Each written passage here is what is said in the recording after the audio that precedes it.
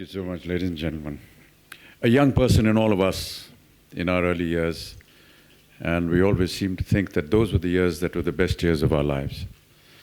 Whether we were in college or in school, those moments were the best.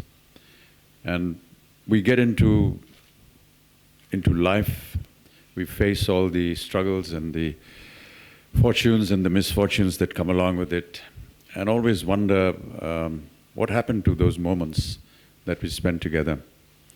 And then suddenly, after 30, 40 years, you'll meet somebody who reminds you that he was in class with you, or he was in college with you, or he played cricket together, as Piyushji would often say.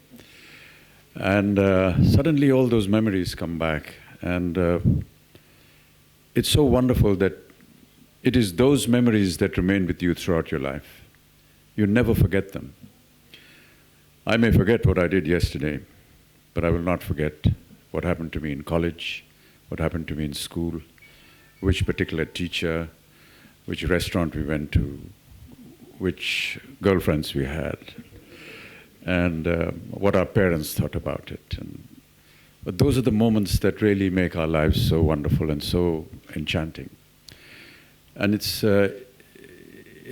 great to see a bureaucrat putting all of this together into a book form and really coming out with the essence of life and saying that we all have our aspirations, but sometimes we achieve them, sometimes we don't.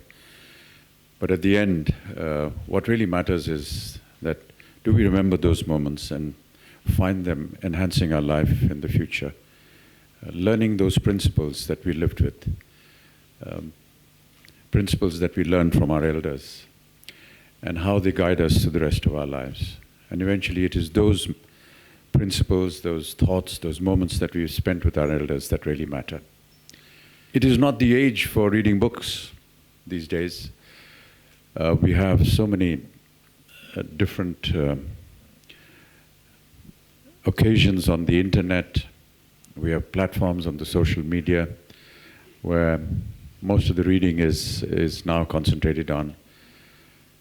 I still feel that replacing all that with a book is perhaps to the younger generation not very feasible and perhaps not acceptable also.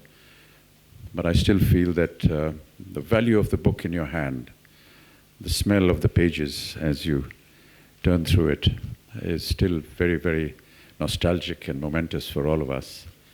And despite all the social media and the internet facilities that we get, and the brevity of the internet media cannot be compared with the entire book in your hand. And I'm so grateful that Vipulji has put his thoughts together in a book form and asked me to come here and be with him on this special occasion. I am very honored and very thankful to Vipulji for remembering me, and thank you all for being here today.